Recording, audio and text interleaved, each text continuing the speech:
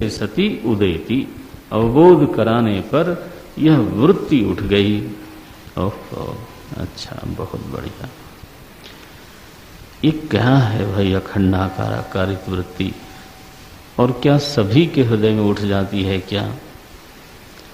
तो पहली बात कही उन्होंने अधिकारिणः, बस वो तो पहली शर्त है।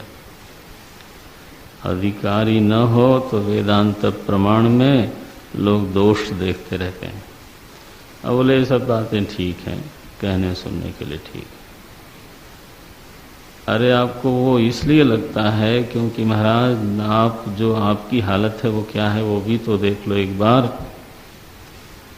ना विरतो दुश्चरितात् ना शांतो ना समाहितः ना शांत मानसो वापि प्रज्ञानेनैनम् आप्नुयात् नायमात्मा बलहीनेन लभ्यः आत्मना विन्दते वीर्यम। यह है बल का अर्थ यहाँ पर मसल नहीं है नैतिक बल, साधना का बल, ये वर्ण का बल, ऐसा। नायमात्मा प्रवचनेन लभ्यः न मेधया न बहुना श्रुतेन यमेवैष वृणुते। वर्ण तो कर रखा है दुनिया का और चाहते हो कि आत्मा मिल जाए। दुनिया का वर्ण माने, अब चलो क्या बोलें, कठोर तो लगता है बोलने में थोड़ा। वेदांत के विद्यार्थी लोग भी कई बार दुनिया का वर्ण करते हैं। पढ़ेंगे, फिर प्रवचन करेंगे, हाँ, फिर गुरु दक्षिणा मिलेगी। अब वर्ण किसका है? ब्रह्म का ये सिद्धि प्रसिद्धि मिलेगी, वर्ण है ये। महाराज जी बोलते थे ऐसे, कभी कभी ठोंक पीट दिया उन्होंने, बहुत ठोंका पीटा है। तो वो बोलते थे कि जब मैं ऋषिकेश जाता था पहले, तो वहाँ कई विद्यार्थी लोग आते थे। वो कहते थे हमें कोई ग्रंथ चित्सुखी पढ़ा दो, कुछ पढ़ा दो। तो बोले हम पढ़ा देते थे। 2-3 महीने वहाँ रहना, तो विद्यार्थी लोगों को पढ़ाना। तो पूछता था, मैं कभी पूछ लिया कि क्यों पढ़ना चाहते हो? तो बोले महाराज बताया होगा कभी। तो बोले वो बात ये है कि हम पढ़ लेंगे थोड़ा ये 2-4 बड़े ग्रंथ, तो किसी न किसी मठ के महंत तो हो ही जाएंगे, क्योंकि विद्वान लोगों को ही महंत बनाया जाता है। तो महंत नाम मूर्ख हो तो ज़रा अच्छा नहीं लगता। तो वर्ण किस बात का है? बस। तो और चाहते हो आत्मा, माने जिस चीज का वर्ण किया वही तो मिलेगा। तो यमेवैष वृणुते तेन लभ्य प्रवचनेन न लभ्य। बोले महाराज प्रवचन इतनी बड़ी साधना है, इतना बड़ा उपाय है? बोले है, वर्ण पूर्वक है, पूर्वक पहले लग जाना चाहिए। वर्ण पूर्वक श्रवण, वर्ण पूर्वक मेधा, वर्ण पूर्वक मनन, तब जाके बनेगा। पूर्वक तो लगना चाहिए।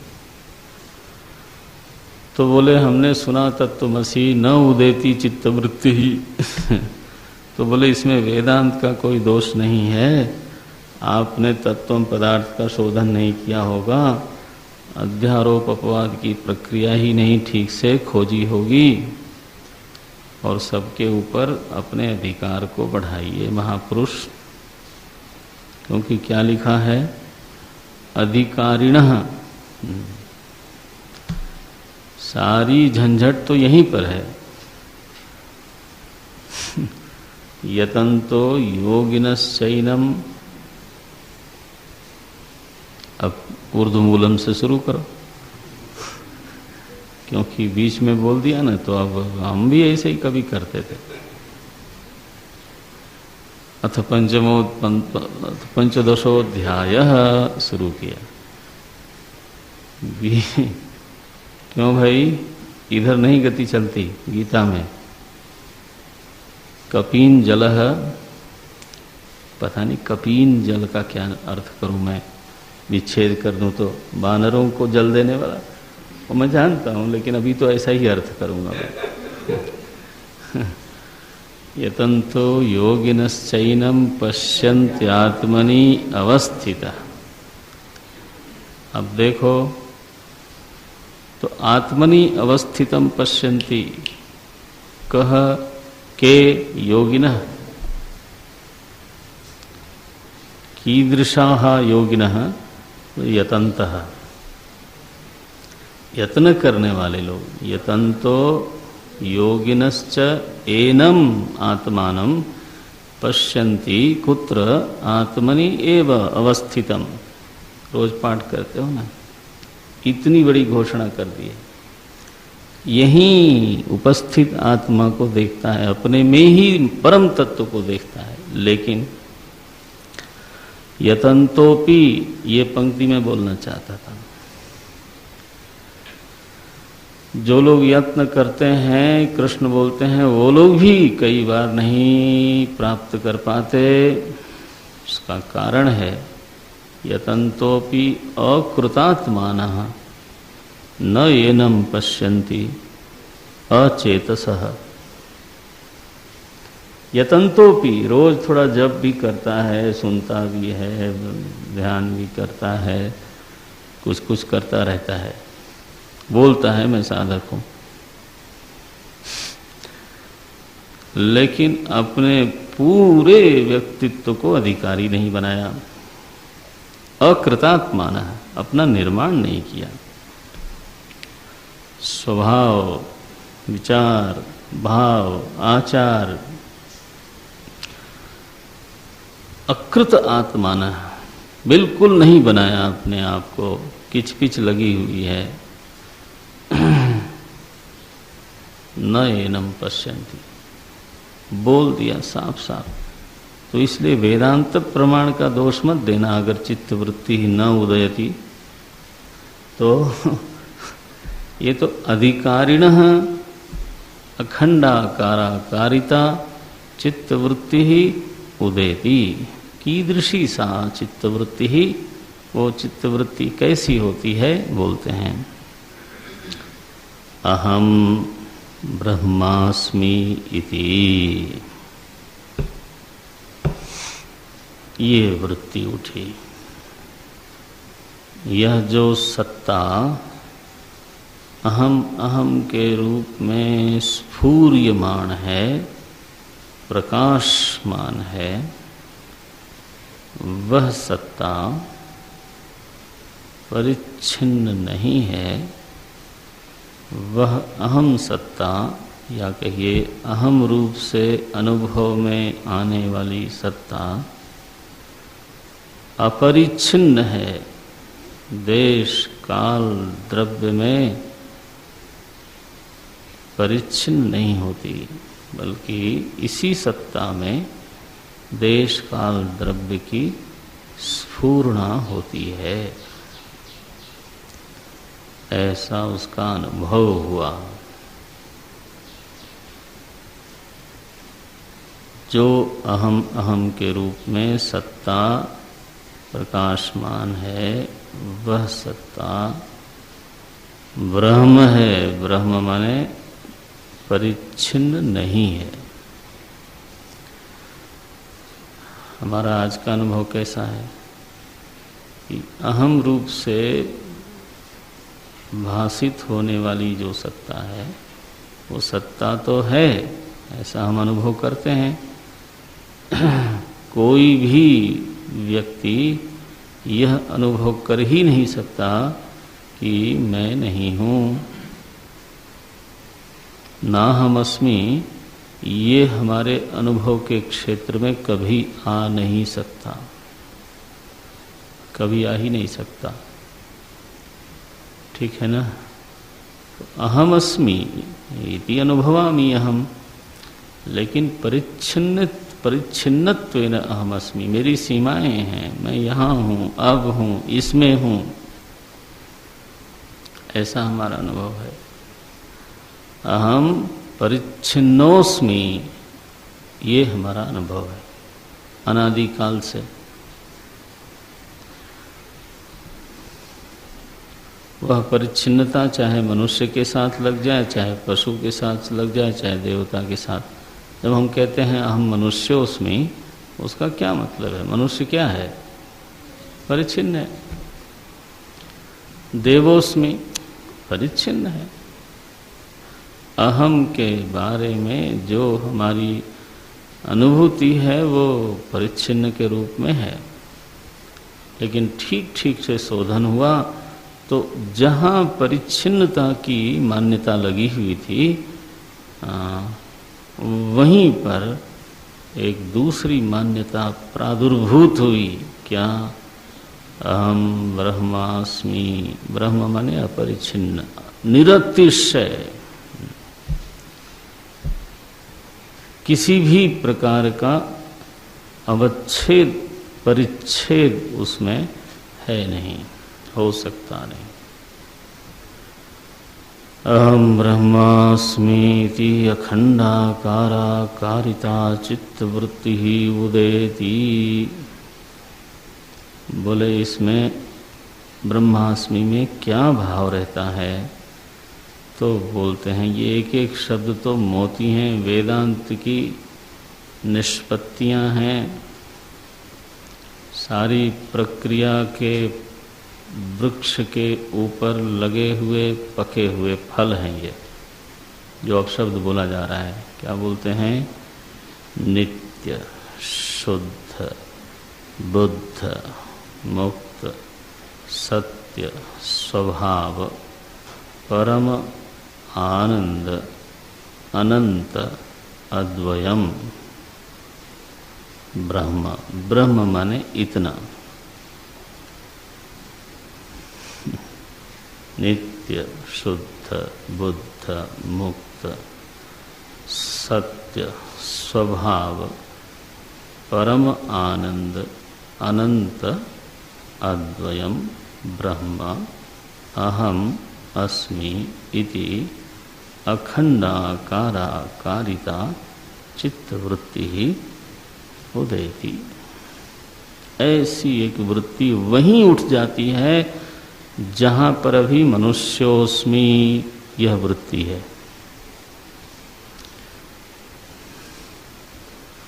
वहीं पर ब्रह्मास्मि यह वृत्ति उठ जाती है। कस्य कस्य अधिकारिणः अधिकारिणः। अब 10:30 बजे देखेंगे इसको। शांति से इस पर मनन करो, चित्त को बिखरने मत देना आप जरा। ये विषय वेदांत का सबसे गंभीर, कठिन नहीं है लेकिन गंभीर है। इसमें सरूर आना चाहिए, नशा आना चाहिए। हाँ,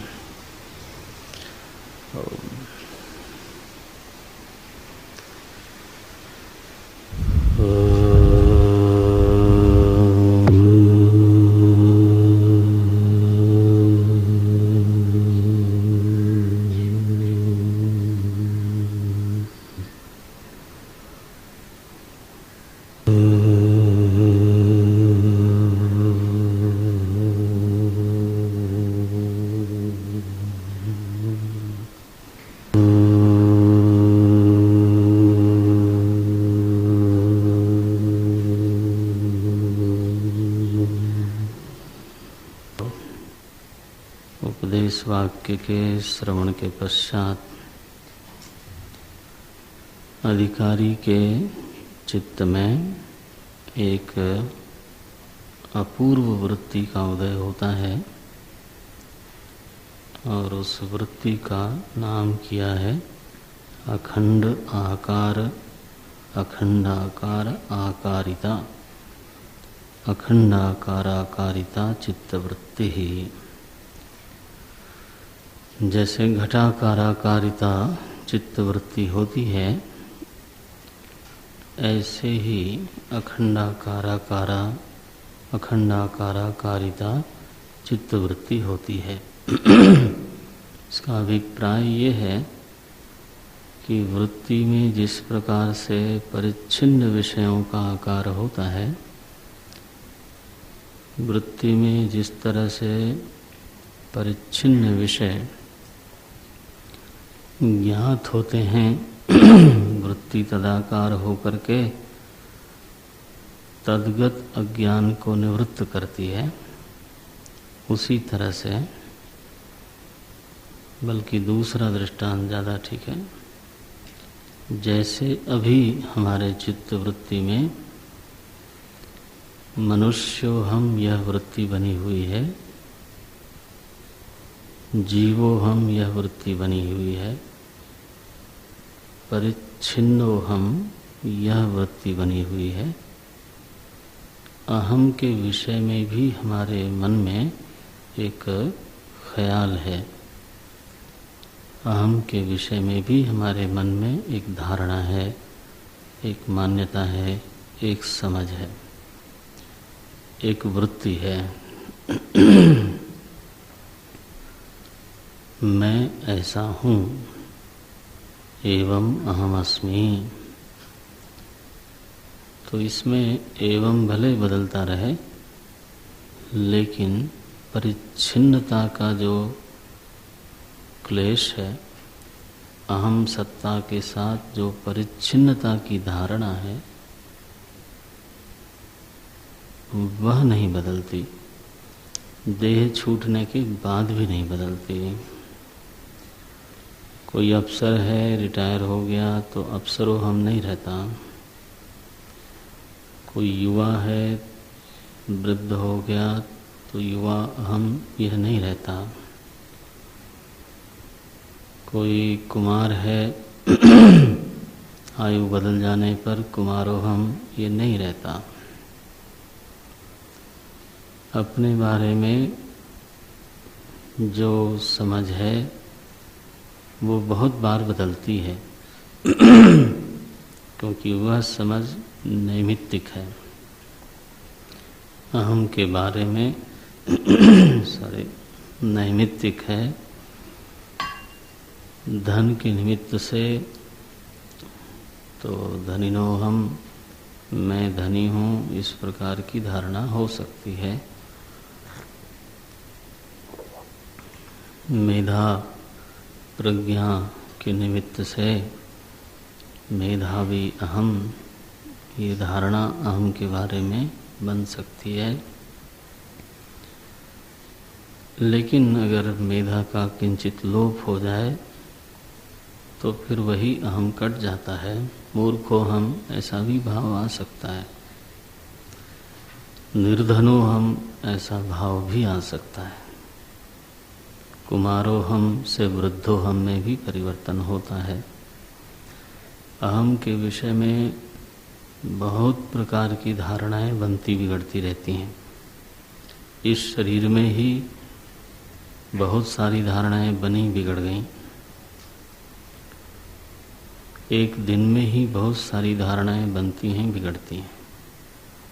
सुखी अहम, अपने ही विषय में यह धारणा बनी कि मैं सुखी हूँ, और अपने ही विषय में क्षणांतर में, कालांतर में तो यह धारणा भी बन जाती है कि मैं दुखी हूँ। देखो, प्रसन्नो हम, अवसन्नो हम, ये दोनों अहम के विषय में धारणा बनती बिगड़ती रहती है। ये सारी धारणाएं नैमित्तिक हैं। बाह्य निमित्तों से भीतर बनती हैं।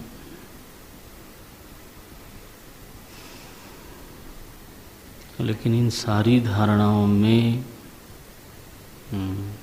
अच्छा, शरीर बदल जाए तो मनुष्य हम की धारणा भी बदल जाएगी।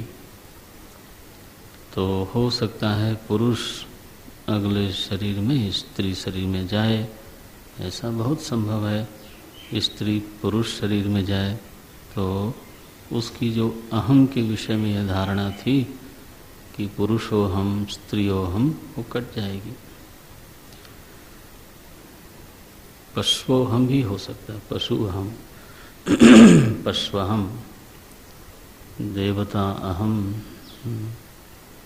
यह तो कर्मजन्य जो शरीर है तदनुसार उस निमित्त से, कर्मजन्य शरीर के निमित्त से अहम में जात्याभिमान हो सकता है। जात्याभिमान में ब्राह्मण जाति नहीं है, हाँ? मनुष्य जाति होती है। ब्राह्मण तो वर्ण है, ऐसा विभाग है। क्षत्रिय वर्ण है, वैश्य वर्ण है, जाति तो मनुष्य है।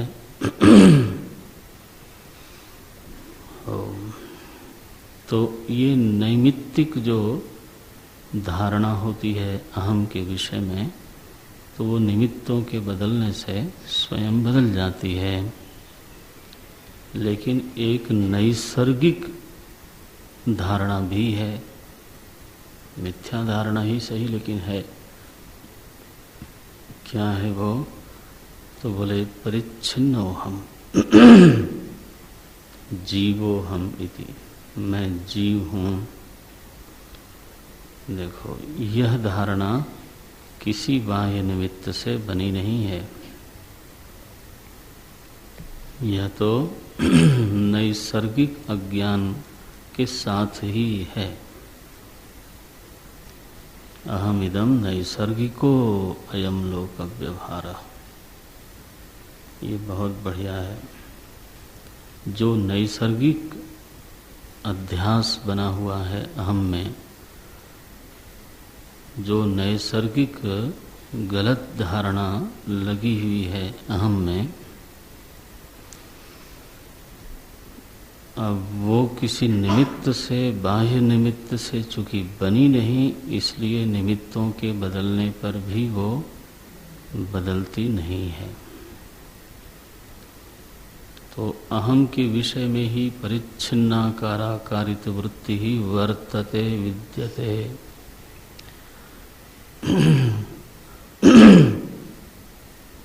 यावत् ज्ञान पर्यंतम वर्तिष्यते अपि, है ना? जब तक ज्ञान न हो जाए तब तक परिच्छिन्नाकाराकारित वृत्ति, खंडाकाराकारित वृत्ति अहम के विषय में है, विद्यमान है, रहेगी, निरंतर रहेगी, है, अभी भी है। जीवोस्मीति, तो जहाँ पे जीवोस्मी ये भावना है, धारणा है, इसमें अहम बाधित नहीं होता। अहम तो अबाधित प्रकाशमान सत्ता का नाम है। फिर से बोल देता हूँ, अहम अबाधित प्रकाशमान सत्ता का नाम है। प्रकाशमानता और सत्ता ये दोनों दो नहीं है, यहाँ पर एक ही है। स्वयं प्रकाश सत्ता है, वो तो वो कभी बाधित नहीं हो सकता।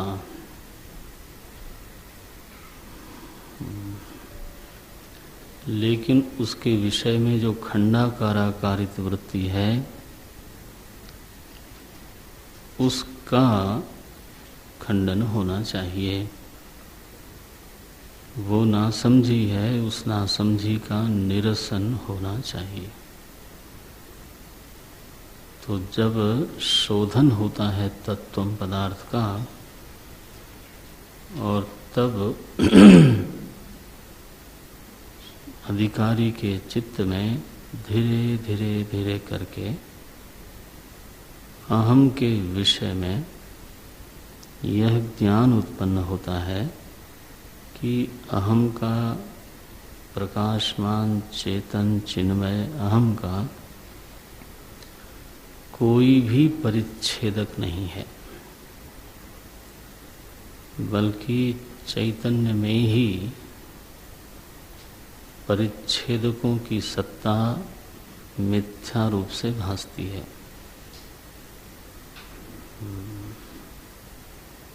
चेतन में जीवत्व भी मिथ्या रूप से भासता है। चेतन में प्रमातृत्व मिथ्या रूप से भासता है।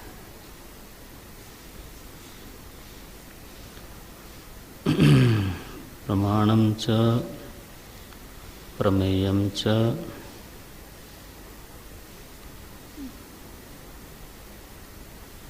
प्रमाता प्रमितिस्तथा यस्य प्रसादात् सिद्ध्यन्ति तत्सिद्धौ किमपेक्षते। ये गंभीर एक श्लोक है वेदांत का। वो बोलते हैं जिसकी कृपा से, यस्य प्रसादात्, जिसकी कृपा से इन चारों की सिद्धि होती है, उसकी सिद्धि के लिए आपको किसकी अपेक्षा है? क्या क्या चार हैं? बोले प्रमाणम च प्रमेयम च प्रमाता प्रमितिस्तथा। प्रमाणों की सिद्धि जैसे ज्ञानेन्द्रियाँ, कर्मेंद्रियाँ, अंतःकरण आदि ये प्रमाण हैं। इन सभी की सिद्धि जिसके द्वारा होती है और इन प्रमाणों से जो चीज़ें जानी जाती हैं प्रमेय, उनकी भी सिद्धि उसी से होती है। प्रमातृत्व जो अपने भीतर भासता है वो भी चैतन्य के कारण ही सिद्ध होता है, और जो प्रमा उत्पन्न होती है वह भी, प्रमिति माने यथार्थ अनुभव, जो प्रमा उत्पन्न होती है वह भी चेतन की ही कृपा से सिद्ध होती है। तो प्रमाणम च प्रमेयम च प्रमाता प्रमितिस्तथा यस्य प्रसादात् सिद्ध्यन्ति तत्सिद्धौ किमपेक्षते। तो अहम तो अबाधित प्रकाश मानता है, निरपेक्ष प्रकाश मानता है, उसका बाद हो ही नहीं सकता, क्योंकि अपेक्षा ही नहीं है उसके प्रकाश मानता में किसी की। प्रमाण का कभी लय उदय होता है, प्रमातृत्व का लय उदय हो सकता है, प्रमा का लय उदय हो सकता है, प्रमेय का लय उदय हो सकता है, लेकिन भावाभाव को प्रकाशित करने वाली जो अहम चेतन सत्ता है उसका लय उदय कभी नहीं होता। नहीं दृष्टेर दृष्टि ही विपरिलोको विद्यते। दृष्टा की दृष्टि का विपरिलोक कभी होता नहीं, ऐसा है। लेकिन नैसर्गिक अज्ञान के निमित्त से इसी चेतन सत्ता में, इसी प्रकाशमान अहम में जो जीवत्व, जो परिच्छन्नत्व की भ्रांति लगी हुई है, तो ये शोधन करने पर, मनन करने पर, विचार करने पर कटती है। इसलिए श्रुत्वा नहीं लिखा, आप जरा इस पर ध्यान देना।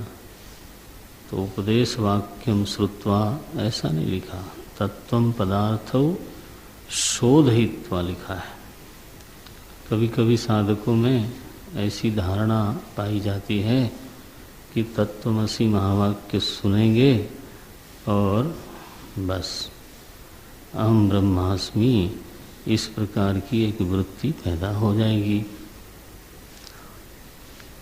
वो बात गलत है। श्रवण से वृत्ति पैदा हो भी सकती है, नहीं भी हो सकती है। अधिकारी नहीं हो, शोधन न किया हो तो वृत्ति नहीं उत्पन्न होगी। वृत्ति माने क्या? अहम के विषय में एक समझ, जैसे अहम के विषय में एक भ्रांत समझ इस समय लगी हुई है, वैसे ही अहम के विषय में एक यथार्थ समझ का उदय होना। वो समझ धीरे धीरे भी बन सकती है, और अगर बहुत अच्छी तैयारी हो तो तत्काल भी हो सकती है। इस विषय में विवाद नहीं करना है। कई हमारे वेदांत के गंभीर विद्यार्थी लोग भी इस विषय में विवाद करते हैं, शास्त्रार्थ करते हैं। ये तो महावाक्य के श्रवण से अखंडाकाराकारित वृत्ति का उदय होना चाहिए। अरे होना तो ठीक है, श्रवण से नहीं, शोधयित्वा लिखा है। तत्त्वं पदार्थौ शोधयित्वा, पूरी प्रक्रिया से गुजरा हुआ व्यक्ति है तो उसके भीतर यह समझ धीरे धीरे बनती है। किसके विषय में? अहम के विषय में। और वह समझ धीरे धीरे बनती है, हो सकता है समय लगे, और धीरे धीरे परिपक्व होती है, अविचल हो जाती है,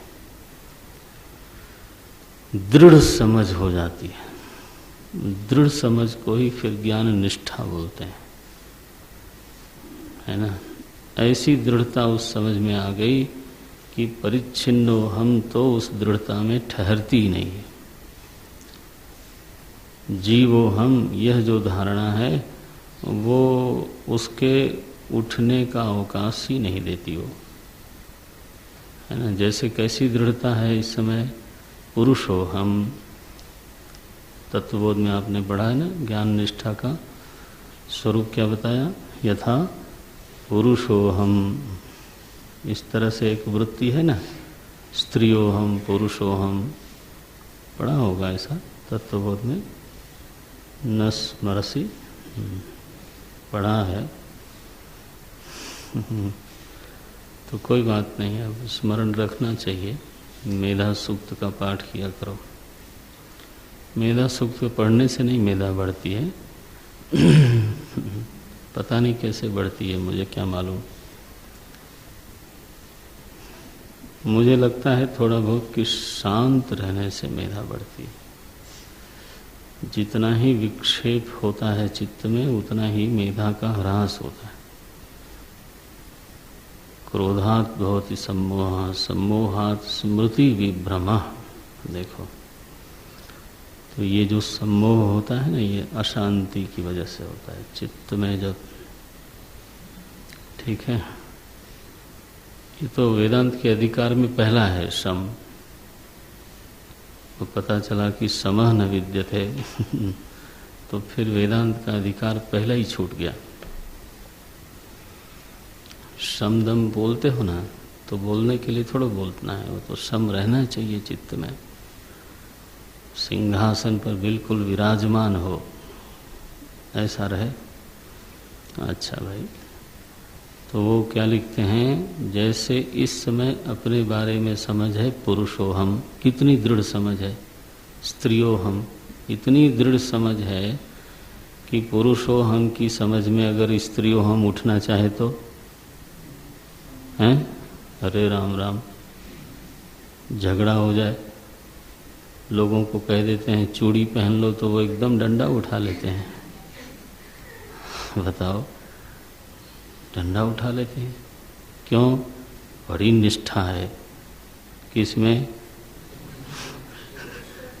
श्रोत्रियम ब्रह्मनिष्ठम है, इसी को निष्ठा बोलते हैं। और क्या?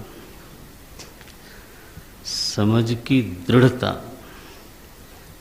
इतनी हो जाए कि बस दूसरी समझ के घुसने की जगह न मिले उसमें, ठीक है। उसी को निष्ठा बोलते हैं। ब्रह्मनिष्ठा को लेके किसी कल्पना में मत रहना। कल्पना तो कर्तृजन्य होती है, आप करते रहो कल्पनाएं, उससे क्या बनता है। तो उदेति चित्तवृत्ति उदित हुई, समझ पैदा हुई अपने ही विषय में। और क्या समझ है? अखंडो हम, मैं तो अपरिच्छिन्न हूँ। प्रकाशमान सत्ता है और वो परिच्छेद अभाव के साथ, माने उसमें परिच्छेदकों का अभाव है, इसलिए अपरिच्छिन्न है। तो अब उसमें सारे गुण घट जाते हैं। नित्य, यह जो चिन्मय सत्ता है नित्य है, इसमें दोनों शब्द आए हैं, नित्य सत्य स्वभाव। स्वभाव माने मेरा अपना स्वभाव, अपना भाव, स्वस्य भावः इति स्वभाव। स्वभाव माने यहाँ पर ये आदतों से बना हुआ स्वभाव नहीं।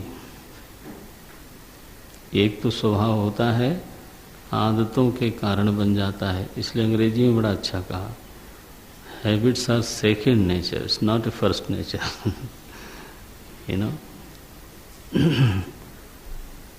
Habits are second nature. स्वभाव तो असल में है अपना अस्तित्व, स्वस्य भावः इति।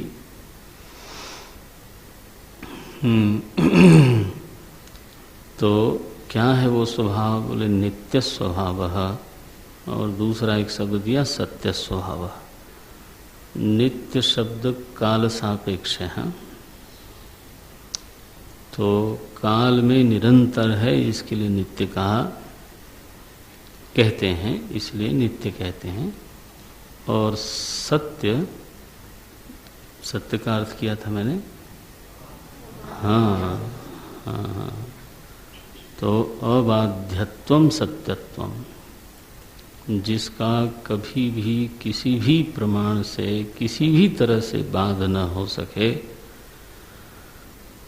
उसको सत्य बोलते हैं। तो बोले महाराज ये अबाध्यमान सत्ता जब बोल दिया, सत्यम कह दिया, तो फिर नित्य कहने की आवश्यकता क्या है? नित्य शब्द तो छोटा हो गया, वेदांत में सचमुच में नित्य शब्द छोटा है। ये नित्य शब्द नित्य बोलने की आवश्यकता क्या थी? तो बोले नहीं, वो आत्मा के लिए नित्य नहीं आया है। किसके लिए है? नित्य शुद्ध। ये नित्यता जो है वो विशेषण है किसका?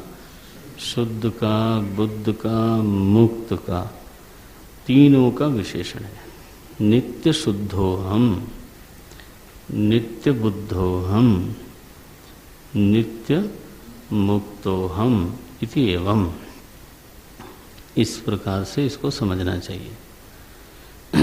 माने हमारी शुद्धता, जो हमारी चिन्मयता में जो असंगता है, उसके कारण आत्मदेव में, अहम सत्ता में जो शुद्धता है वो निरंतर है। चित्त की तरह शुद्धि नहीं है आत्मा में। चित्त तो कभी शुद्ध होता भी है, कभी अशुद्ध भी होता है।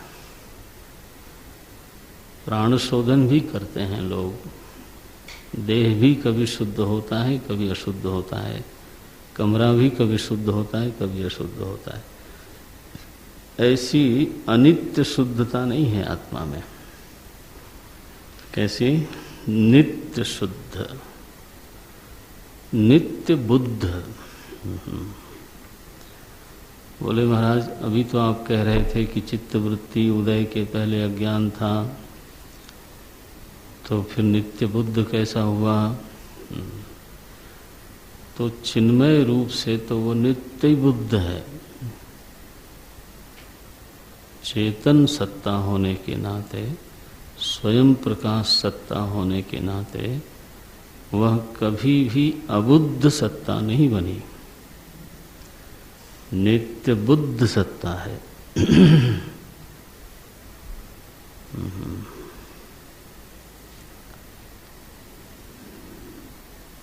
नित्य मुक्त।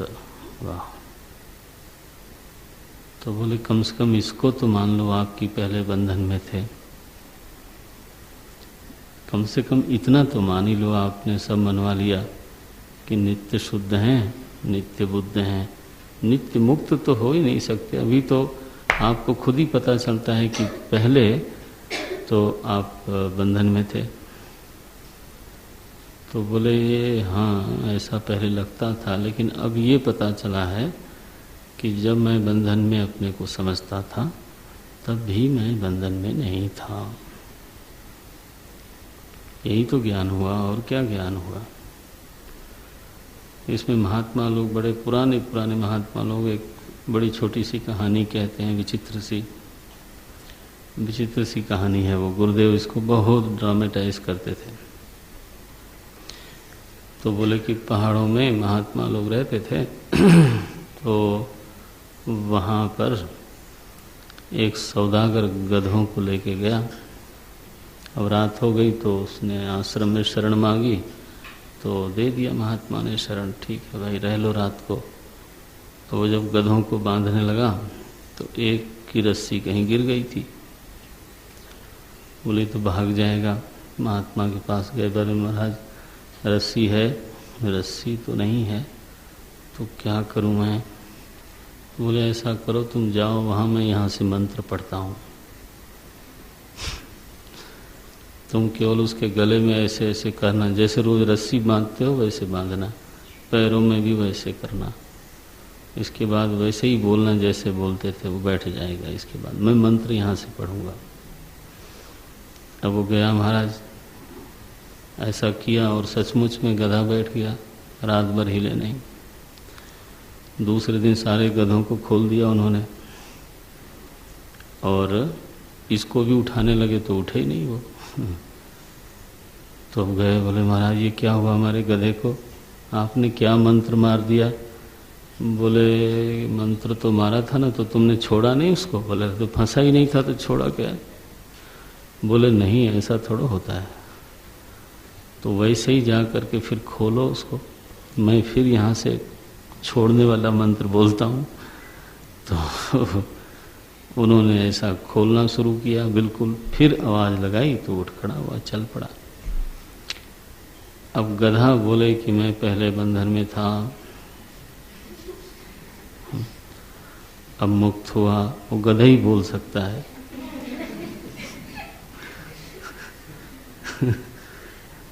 ऐसा है आविद्यक बंधन, बंधन थोड़ा होता है।